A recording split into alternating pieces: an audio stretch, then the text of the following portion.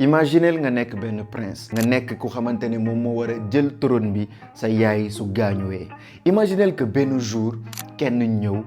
forcé la jël la ci sa yaay ba pare yóbbu la te bu mu la yóbbee nag forcé wu la pour nga nekk esclave ni nga nekk prisonnier mais da la bëgg transformer en lui-même maanaam dafa bëgg nga mel ni moom ni mu mel te loolu la Sidiya Diop dund le prince du Waalo né en 1848 moom mi nga xamante ne ça avait presque marché naroon nañ ko changer ba nga xamante ne le vrai moom allait mourir mais loolu nag ça n'a pas abouti puisque à la fin il s'est réveillé et gis ngeen bu mu yeewoo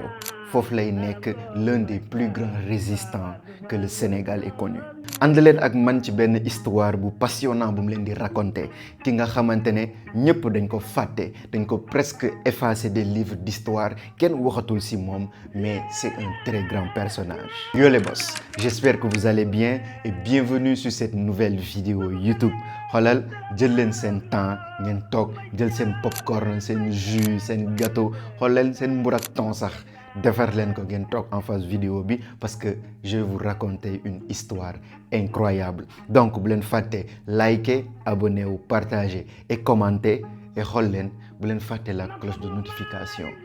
xool leen abonné wu leen nag affaire yi ñëw ma gën a dóor ay vidéo yu gën a incroyable donc les gars on y va. Alors pour xam kan mooy Sidiya il faut que d'abord ngeen xam moom fan la jógee Sidiya dafa juddu en 1848 ci benn ville bu nekk Waalo bu tudd Nder su ma nee Nder rek wër na ma yéen ñëpp vous avez déjà une idée et le royaume du Waalo ñëpp xam nañ que c'est l'actuel Saint-Louis qui se trouve au nord du Sénégal te royaume dafa nekkoon benn royaume boo xamante ne c'est très ancien et aussi il est très bien positionné parce que il y avait en même temps le fleuve du Sénégal mais tamit suñu xoolee à l'ouest il y avait l'océan Atlantique moo tax français yi dañoo mës a bëgg a jël contrôle territoire boobu noonu parce que c'était avantageux et surtout terre bi dafa fertile loon loo fa jiw mu sax. Sidiya nag papa mu ngi tudd Sakura Diop moom nag Béthio la woon au temps ancien Béthio moo nekkoon nit bi nga xamante ne moom mooy gouverner benn lieu moom nag le Waalo occidental la doon gouverner moom nag c'était un homme de pouvoir ak tamit koo xamante ni il faisait partie de la cour royale mais fii ku ñu gën a intéressé nag c'est sa mère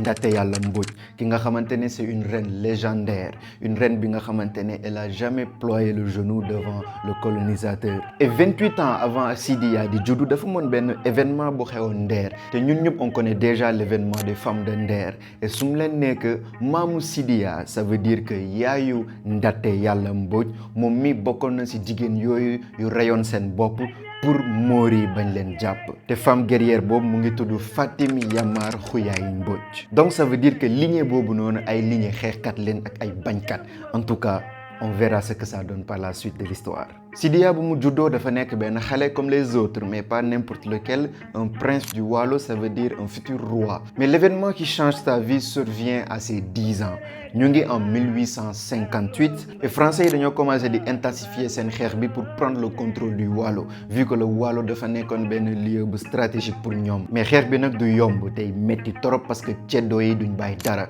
ñoom ñi ñoo nekkoon la caste guerrière du Waalo te ñoom moom dañuy dem ba mu jeex mais finalement ak supériorité français yi entre 1858 ak 1859 dañuy mujjee jël le contrôle du Waalo mais xam ngeen français yi ils sont trop intelligents pour ñëw toog nag mel ni ñoom moom Waalo lan la ñuy def xam nañ ni Sidiya mooy héritier du trône bi et même si 10 ans la am duñ ko sous-estimer parce que c'est un sang royal donc li ñuy def dañ ko jàpp ba pare jël benn cousin am ki nga xamante ne kooku mën nañ ko manipuler te moo ngi tudd Logar Fara Penda ñu jël ko ba pare teg ko sur le trône pour mën ko contrôler ba pare jël ñi nga xamante ne ñoo nekkoon résistant envers ñoom ñu jàpp leen sànni leen fële en exil si Gabon et Gabon sax foofu lañ leen di reyee ba pare ñu jël beneen cousin au Sidiya Ndiak Kumba Mbodj ñu jël ko moom def ko benn chef de canton sur la ville de Nder benn genre gouverneur léegi nañ ñëwaat sur notre jeune prince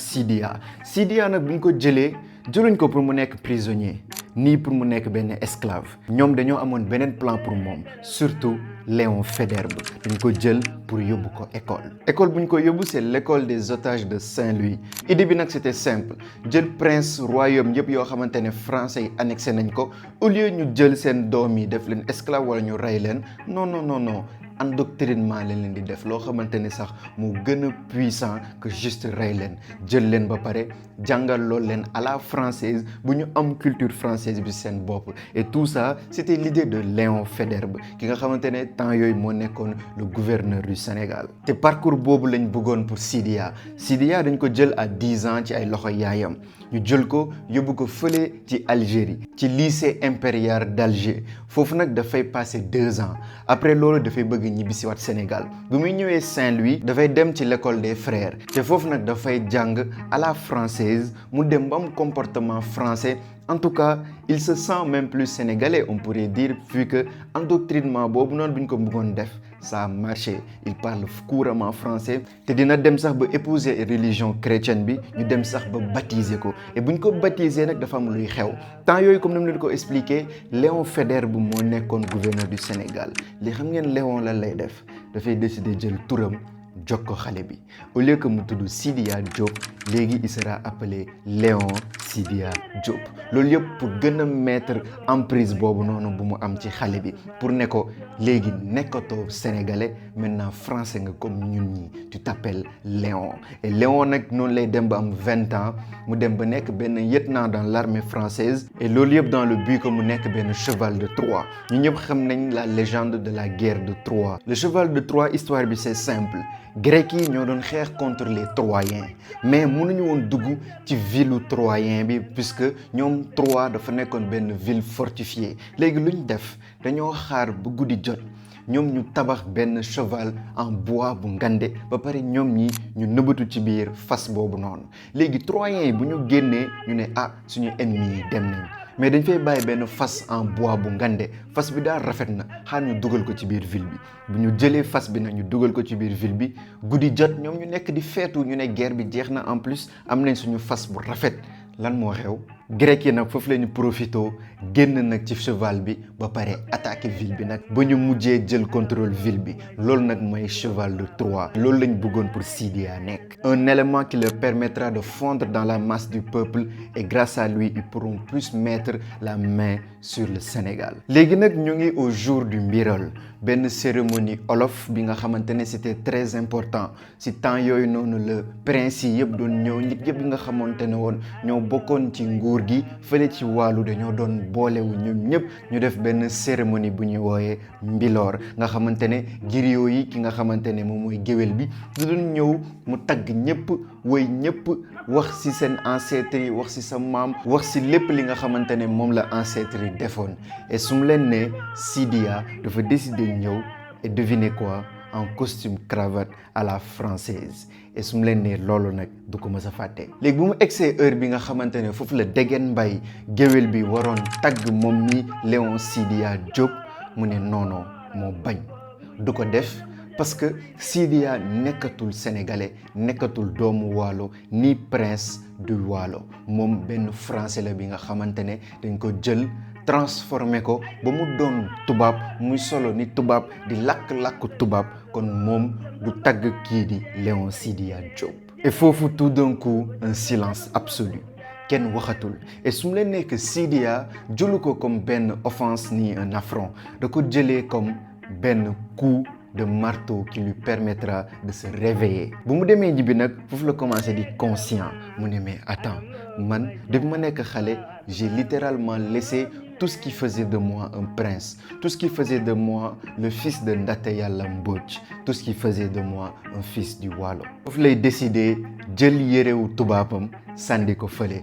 jël làkk tubaab bu mu doon wax mu sànni ko fee décider léttu ni ceddoo yi nuñ doon léttoo décider tamit dem ci fleuve ba ni barak yi nuñ doon def barak moom moo nekkoon titre honorifique bu ñu doon jox buuru waalo mu dem mu sangu ci fleuve bi ni barak yi nuñ doon def pour doon buur et foofu nag la jëlee Léon bu ko Faidherbe bu joxoon mu sànni ko fee ba pare décider que à partir d'aujourd'hui il s'appelle Sidiya Ndaté Yalla Diop et à partir de là qu'il entre en guerre contre les Français. Guerre bi contre tubaab bi nag daf koy commencer fu simple d'abord dafay interdire paiement impôts yi parce que français yi noonu lañ doon def di imposer population bi pour ñu fay impôt moom nag dafa nekk ñett il y aura plus d'impôts payés envers le colonisateur ba pare mu wër ay nit yu ko mën a dooleel ñi nga xamante ne ñoo nekk ci même stade bi ay buur lañ premier bi mooy Lat Dior Ngoné Latyr Diop il n'est plus à présenter le roi du Kayor le Damel te tamit am na keneen Mamadou Cheikhou Ba ki nga xamante ne moo nekkoon benn chef religieux et militaire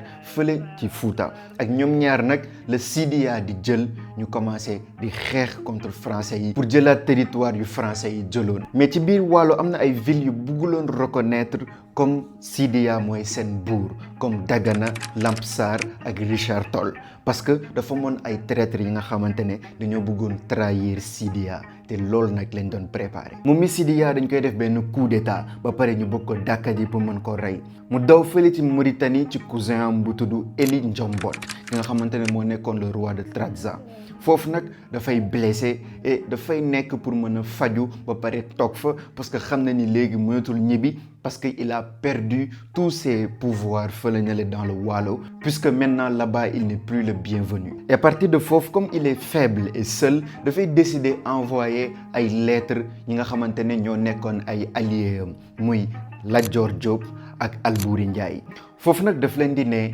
kaay leen ngeen jàppale ma parce que man ak yéen suñu booloo dinañ mën a daan tubaab bi mais malheureusement il y a une personne qui n'est plus la même muy kan muy Lat Dior parce que il faut le savoir que Lat Dior dafa nekkoon ki nga xamante ne parfois dafa doon signer ay traité de paix ak français yi su nekkee politiquement daf ko arrangé ou non moom c'était un peu une girouette on pourrait dire puisque parfois da doon accepter ay concessions di signer ak ñoom ay traité et comme Lat Dior nekkatul ci même position bu mu nekkoon avant bu ñu doon xeex contre français yi Lat Dior envoyé ko tamit benn réponse mu ne ko kaay ñu tase fu ñuy wooyee Dangoy foofu noonu dinaa indi samay armée comme ça man ak yow ñu booloo ñu continuer xeex bi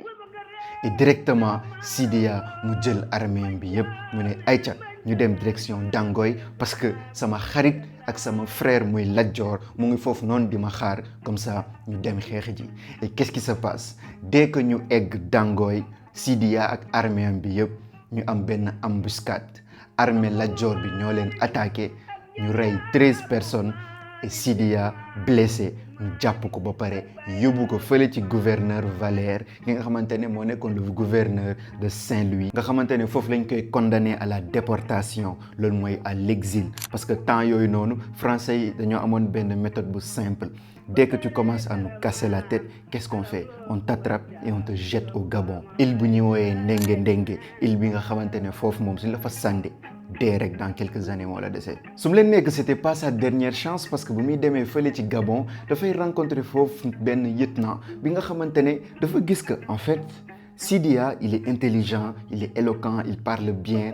léegi mu dem ba bëgg ko quoi léegi mu ne non kii du ma ko bàyyi mu nekk fii ci île bii ba mu dee xaar ma def lépp ba mu delluwaat Sénégal foofu dafay bind benn lettre pour mën ko delluwaat Sénégal en disant que non kii dafa am problème xel wérul kon jarul ñu ko fi tëj mu def lépp nag ba ñu delloo ko Sénégal et foofu Sidiya mu ngi ne boppam que dina retrouver son Waalo dina retrouver sa terre et peut-être même reprendre son trône mais malheureusement ki nga xamante ne moo monté woon coup bi ak Lat Dior le colonel Brière de L'Isle moom moo koy gis mu ne non kii nii du duggaat Sénégal nañ ko delloo directement fële na la ci Gabon et qu'est-ce qui se passe à 30 ans un homme détruit qui ne retrouvera ni sa terre natale ni son trône ni sa famille ni l'environnement qu'il connaît mu décidé jël benn pistolet pointé ko ci xolam ba pare mu tiire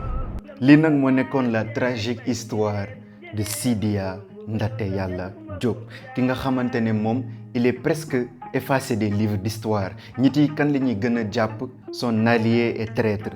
Lat Dior wala sax Alboury Ndiaye mais moom il a tout autant battu et combattu les Français tout autant que te moom dañ ko jéem a effacé ñaari yoon première fois dañ ko jéem a endoctriner wax ko ni yow tubaab nga def lépp et ça n'a pas marché. La deuxième fois mooy sànni ko fu sori ba nga xamante ne dina perdre espoir et tous les deux fois ça n'a pas marché. Et vraiment benn histoire la bi nga xamante ne quand je l'ai lu, quand j'ai fait toutes les recherches, j'étais vraiment content de découvrir ce personnage. Alors les gars, j'espère que vous avez kiffé cette histoire. En tout cas, bu leen fàtte liker, abonner wu, partager, commenter et surtout cloche de notification bi. Gars yi abonnez-vous leen. J'ai fait une vidéo incroyable. J'ai adoré la raconter. J'ai adoré chercher toutes les différentes sources pour mën leen raconter affaire bi le plus parfaitement possible. Et j'espère que, en fait, vous n'allez pas oublier cette histoire ni ce personnage mythique de l'histoire sénégalaise. Merci beaucoup.